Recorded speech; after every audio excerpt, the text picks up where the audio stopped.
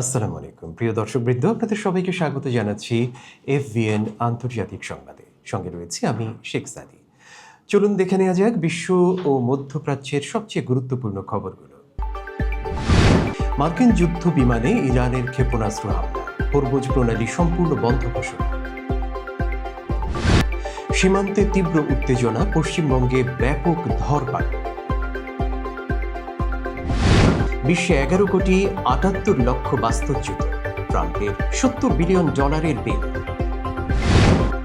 Netanyahu ঘোষণা করলেন India, Greece, Israel নতুন প্যাক্ট, নেতৃত্বে ইসরায়েল। আজ থেকে শুরু হচ্ছে বিশ্বকাপ, ভিসা সংকটে রেফারিকে ফিরিয়ে দিল আমেরিকা। এবার বিস্তারিত। মধ্যপ্রাচ্যে উত্তেজনা এখন চরম পর্যায়ে পৌঁছেছে। যুক্তরাষ্ট্র ও ইরান শান্তি চুক্তির খুব কাছাকাছি চলে এসেছিল, ঠিক তখনই ইসরায়েল লেবাননে হামলা চালায়। প্রতিশোধে ইসরায়েলের উপরে হামলা চালায় ইরান। আর এর পরপরই ইরান সস্তা শাহেদ ড্রোন দিয়ে আমেরিকান অ্যাপাচি হেলিকপ্টার ভূপাতিত করে। সৌদি আরবও ইরানের বিরুদ্ধে প্রতিশোধমূলক পদক্ষেপ শুরু করে।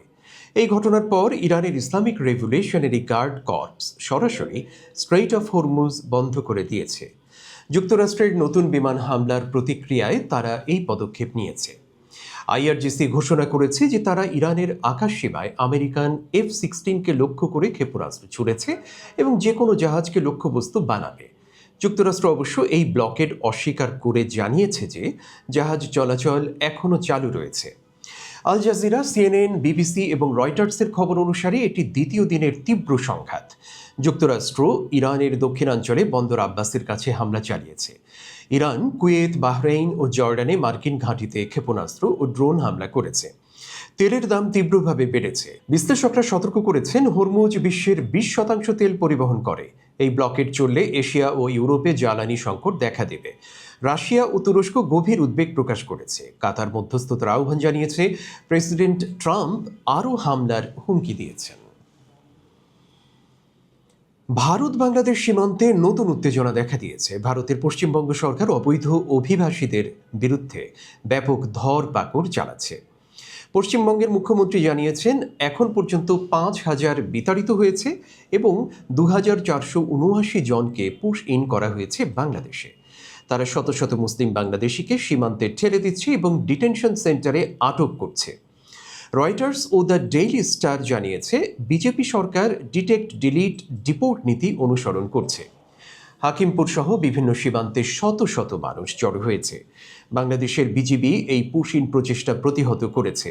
এতে ধর্মীয় ও কূটনৈতিক উত্তেজনা বেড়েছে। বাংলাদেশ সরকার আনুষ্ঠানিক প্রতিবাদ জানিয়েছে ইতিমধ্যেই।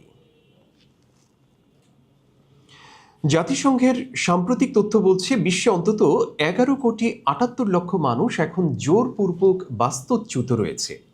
চলমান সংঘাত ও নির্যাতন এই সংখ্যা বাড়িয়েছে। ওয়াশিংটনে প্রেসিডেন্ট ডোনাল্ড ট্রাম্প $70 বিলিয়ন অভিবাসন প্রয়োগকারী বিলে স্বাক্ষর করেছেন। মানবাধিকার কর্মীরা সতর্ক করেছেন যে ICE ও CBPর অপারেশনে খুব কম নিয়ন্ত্রণ রয়েছে। এটি বিশ্বব্যাপী বাস্তুচ্যুতদের নতুন সমস্যা তৈরি করবে। চমকে দেবার মতো এবার একটি খবর আপনাদের জন্য বন্ধুরা। ইসরায়েলের প্রধানমন্ত্রী বেঞ্জামিন নেতানিয়াহু ঘোষণা করেছেন, ভারত, গ্রিস ও ইসরায়েলকে কেন্দ্র করে একটি নতুন আঞ্চলিক প্যাক্ট গঠন করবে তারা, এবং ইসরায়েল এই প্যাক্টের নেতৃত্ব দেবে। তিনি এটিকে হেক্সাগন অফ অ্যালায়েন্স নামে অভিহিত করেছেন, যাতে সাইপ্রাস সহ অন্যান্য আরব, আফ্রিকান ও এশিয়ান দেশগুলোও যুক্ত হবে। আল জাজিরা, ইন্ডিয়া টুডে ও মিডল ইস্ট আইয়ের খবর অনুসারে নেতানিয়াহু বলেছেন যে এই জোট র্যাডিক্যাল শিয়া ও সুন্নি অক্ষের বিরুদ্ধে দাঁড়াবে এবং নিরাপত্তা, প্রযুক্তি ও অর্থনৈতিক সহযোগিতা বাড়াবে। এই প্যাক্টের তাৎপর্য হল, এটি মধ্যপ্রাচ্যে নতুন ভূ রাজনৈতিক সমীকরণ তৈরি করবে এবং ইন্ডিয়া ও ইসরায়েল সম্পর্ককে আরও গভীর করবে। আজ 11 জুন থেকে শুরু হচ্ছে ফিফা বিশ্বকাপ 2026। মেক্সিকো সিটি স্টেডিয়ামে বড় উদ্বোধনী অনুষ্ঠান চলছে।